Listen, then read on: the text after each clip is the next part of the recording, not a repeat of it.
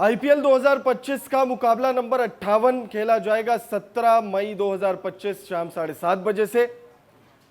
कुछ दिनों के गैप के बाद एक बार फिर आईपीएल की शुरुआत होने जा रही है। भारत और पाकिस्तान के बीच जो युद्ध जैसे हालात चले आ रहे थे, उसके बाद बीच में ही आईपीएल को कुछ दिनों के लिए रोक दिया गया और फिर नए शेड्यूल का ऐलान हुआ है, यानी कि आईपीएल सीजन 18 2.0 की शुरुआत होने जा रही है और यह पहला ही मुकाबला है।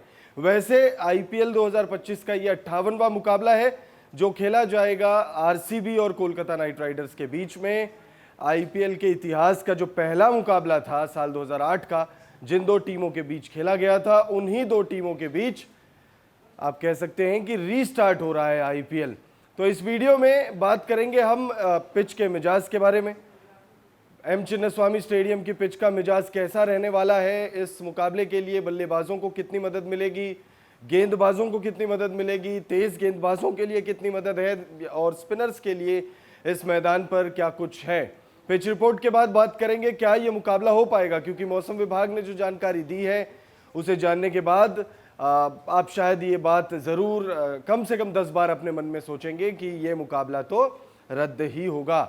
तो मौसम विभाग ने ऐसी क्या जानकारी दी है जो आपको सोचने पर मजबूर कर देगी ये मुकाबला होगा या नहीं होगा, वो हम आपको बताएंगे। वेदर रिपोर्ट में दी गई जानकारी में क्या कुछ है।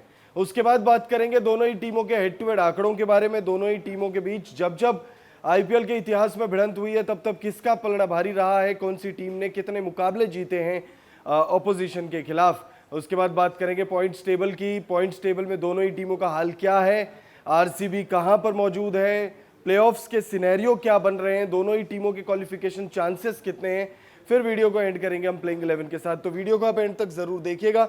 वीडियो पसंद आए तो इसे लाइक करके चैनल को सब्सक्राइब कर लीजिएगा। सबसे पहले मैच डिटेल्स आपको दे देते हैं। 17 मई को यह मुकाबला खेला जाएगा बेंगलुरु में और शाम 7:30 से ये मुकाबला खेला जाएगा। ये मुकाबला रीशेड्यूल होने के बाद पहला ही मुकाबला है। वैसे आईपीएल के इस सीज़न का ये 58वां मुकाबला है। तो इस मैच की बात अब करते हैं। सबसे पहले पिच के मिजाज की बात कर लेते हैं। तो बेंगलुरु के एम चिन्नास्वामी स्टेडियम में ये मुकाबला खेला जाना है और एम चिन्नास्वामी स्टेडियम की बात करें तो ये बैटिंग फ्रेंडली कंडीशंस के लिए जानी जाती है। यहाँ पर बल्लेबाजों को बहुत ज़्यादा मदद मिलती है।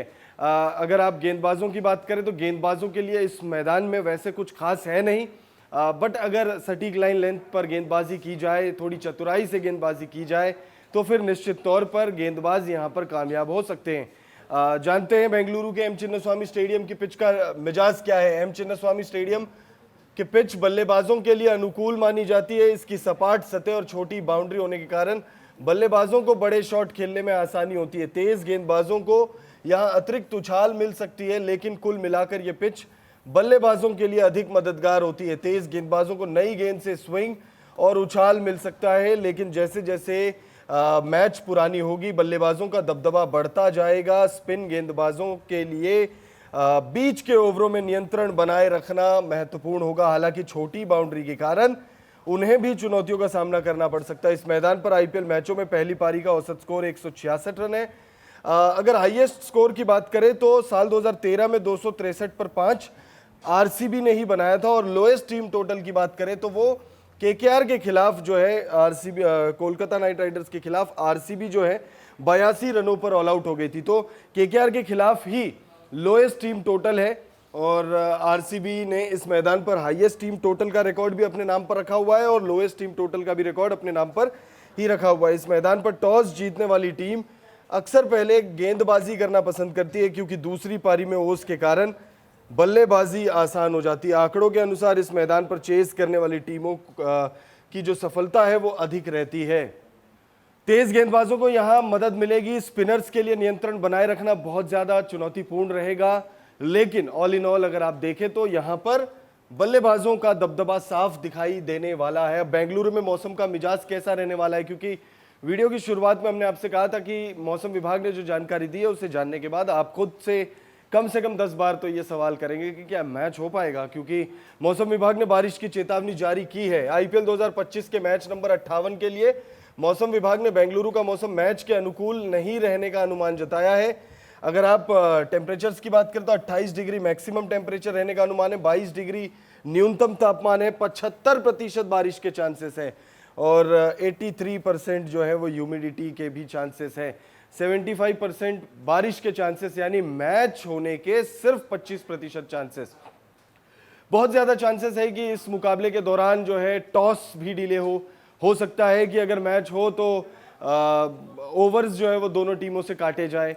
ये भी हो सकता है कि ये मैच रद्द हो जाए और दोनों ही टीमों को एक एक अंक जो है वो दे दिए जाए। और ऐसा होता है तो आरसीबी को कोई नुकसान बहुत ज़्यादा नहीं होगा, नुकसान केकेआर को होगा। हेड टू हेड आंकड़ों की बात करें तो हेड टू हेड आंकड़ों में दोनों ही टीमों के बीच जो है 35 मुकाबले अब तक जो है खेले गए हैं, जिनमें केकेआर ने 20 मुकाबलों में बाजी मारी है और 15 मैचों में आरसीबी को जीत मिली है। सिर्फ 15 मुकाबलों में आरसीबी जीतने में कामयाब हुई है। 20 मैचेस केकेआर ने जीते, 35 में से साफ दबदबा अगर आप देखें तो वो केकेआर के पास है। तो सबसे पहले अगर हम बात कर लेते हैं पॉइंट्स टेबल की तो आरसीबी पर नजर डाल लेते हैं। सबसे पहले आरसीबी नंबर 2 पर है इस वक्त और केकेआर नंबर 6 पर मौजूद है। टॉप 4 की रेस में केकेआर भी अभी इस समय बनी हुई है। केकेआर को न सिर्फ अपने दोनों मुकाबले जीतने बल्कि ये भी दुआ करनी है कि फिर जो टॉप 4 की टीमें हैं उनमें कम से कम जो 2 टीमें हैं, नंबर 3 और नंबर 4 की टीमें, वो अपने अगले मुकाबले गवाए ताकि केकेआर के पॉइंट्स बढ़े और उनके पॉइंट्स जहां पर है वहीं पर रुके, क्योंकि केकेआर यहां से बेस्ट के सिनेरियो में 15 अंकों तक पहुंच सकती है। और वहीं अगर आप टॉप 4 की टीमें देखेंगे तो 14 अंकों पर मुंबई इंडियंस मौजूद है। अगर मुंबई ने एक मुकाबला भी जीत लिया, 16 अंक हो गए, तो फिर निश्चित तौर पर केकेआर बाहर हो जाएगी, क्योंकि 15 अंकों पर पंजाब किंग्स मौजूद है। पंजाब अगर अपने एक भी मुकाबला आगे से यहाँ से जीतती है तो फिर केकेआर बाहर हो जाएगी। तो केकेआर के लिए माइन्यूट चांसेस है, लेकिन चांसेस है। जब तक नाम के आगे एलिमिनेटेड नहीं लग जाता तब तक क्वालिफाइड लगने के चांसेस जो है वो बने हुए रहेंगे। वहीं आरसीबी की बात करें तो आरसीबी ने 11 मुकाबले खेले हैं, 8 मुकाबले जीते हैं, 3 मुकाबलों में हार है, प्लस 0.482 की नेट रन रेट और 16 अंकों के साथ नंबर 2 पर स्ट्रांगली मौजूद है। और यहां से अगर कोई टीम क्वालिफाई हो सकती है, अगर दोनों टीमों की बात करें तो फिर वो आरसीबी की टीम होगी जो क्वालिफाई होगी। इस मुकाबले को जीतकर आरसीबी इस सीजन क्वालिफाई होने वाली पहली टीम बन जाएगी। वहीं केकेआर 12 मुकाबले खेल चुकी है, 5 मुकाबले जीते हैं, 6 मुकाबलों में हार है, प्लस 0.913 की नेट रन रेट है, 11 अंक है, 2 मुकाबले बचे हुए हैं और ये दोनों मुकाबले हर हाल में जीतने ही पड़ेंगे केकेआर को, तब जाके क्वालिफाई होने के बारे में सोच भी सकती है केकेआर की टीम। पिछले 5 मुकाबलों की बात करें तो 2 मुकाबलों में जीत है, 2 मुकाबले गंवाए हैं और 1 मुकाबला जो है वो नो रिजल्ट पर खत्म हुआ है। वहीं अगर आप आरसीबी की बात करें तो आरसीबी ने अपने पिछले 4 मुकाबले जीते हैं और 1 मुकाबला जो है वो गंवा दिया है। अब दोनों ही टीमों की प्लेइंग 11 पर नजर डालते हैं। सबसे पहले केकेआर की पॉसिबल प्लेइंग 11 पर नजर डालेंगे। रहमानुल्लाह गुरबाज और सुनील नारायण आपको दिखेंगे यहां पर ओपन करते हुए। उसके बाद अजिंक्य रहाणे, वेंकटेश अय्यर, रिंकू सिंह, अंकुरिश रघुवंशी, आंद्रे रसल, रमनदीप सिंह, मोइन अली, हर्षित राणा और वरुण चक्रवर्ती आपको दिखेंगे। इस सीजन अगर आप देखें तो केकेआर की टीम की तरफ से बहुत ज्यादा कंसिस्टेंट कोई भी नहीं रहा है, चाहे वो गेंदबाज हो चाहे वो बल्लेबाज हो। सुनील नारायण ने शुरुआत बहुत अच्छी करी थी, लेकिन फिर उसके बाद सुनील नारायण भी कंसिस्टेंसी बरकरार नहीं रख पाए हैं। आंद्रे रसल से टीम को बहुत ज्यादा उम्मीदें होती है, लेकिन आंद्रे रसल भी सिर्फ एक मैच में ही अच्छी बल्लेबाजी कर पाए हैं। उसके अलावा उन्होंने भी टीम के लिए कुछ खास वैसा प्रदर्शन नहीं किया है। अगर टीम के लिए कोई 2 नाम कंसिस्टेंट रहे हैं तो वो कप्तान अजिंक्य रहाणे और अंकुरिश रघुवंशी, उसके अलावा कोई भी ऐसा खिलाड़ी बल्लेबाजी में कंसिस्टेंट नहीं रहा है। रहमानुल्लाह गुरबाज बहुत लेट में टीम के प्लेइंग 11 में शामिल हुए हैं, लेकिन उन्होंने भी कुछ ऐसी बड़ी पारियां नहीं खेली है। जरूर स्टार्ट वो टीम को दिलाते हैं, लेकिन फिर उसके बाद वो बड़ी पारी उसे कन्वर्ट नहीं कर पाते। टीम के पास पोटेंशियल है, यहां से भले क्वालिफाई ना करे लेकिन 1-2 टीमों के लिए चांसेस जो है वो खराब करे, मोमेंटम बिगाड़ सकती है टीम ऑफ कोर्स, क्योंकि आरसीबी का जो प्लेऑफ के जो चांसेस हैं उसमें बहुत ज्यादा इफ्स एंड बट्स नहीं कर पाएगी केकेआर की टीम, लेकिन मोमेंटम जो है वो खराब कर सकती है आरसीबी का केकेआर की टीम।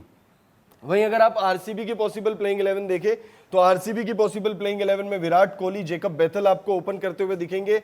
रजत पाटीदार अगर पूरी तरह फिट होंगे तो वो आपको दिखने वाले प्लेइंग 11 में।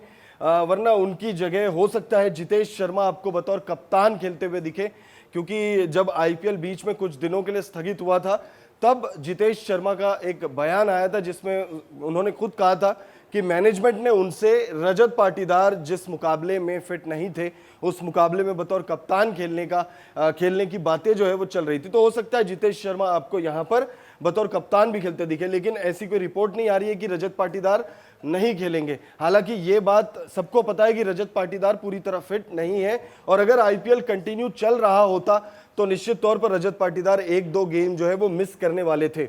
उसके बाद मयंक अग्रवाल आपको प्लेइंग 11 में दिख सकते हैं। देवदत्त पाडिक्कल रूल्ड आउट हो चुके हैं और उनकी जगह रिप्लेसमेंट के तौर पर मयंक अग्रवाल को टीम में शामिल किया गया है। मयंक अग्रवाल आपको प्लेइंग 11 में भी दिख सकते हैं। लियम लिविंगस्टन आएंगे, जितेश शर्मा होंगे, टिम डेविड होंगे, कृणाल पांड्या, सुयश शर्मा, लुंगी एनगिडी और यश दयाल। जॉश हेजलवुड आपको नहीं दिखेंगे, जॉश हेजलवुड फिट नहीं है। प्लस अब WTC के फाइनल मुकाबले की तैयारियों में जॉश हेजलवुड लग गए हैं, तो हो सकता है आपको वो यहाँ ना दिखे प्लेइंग 11 में।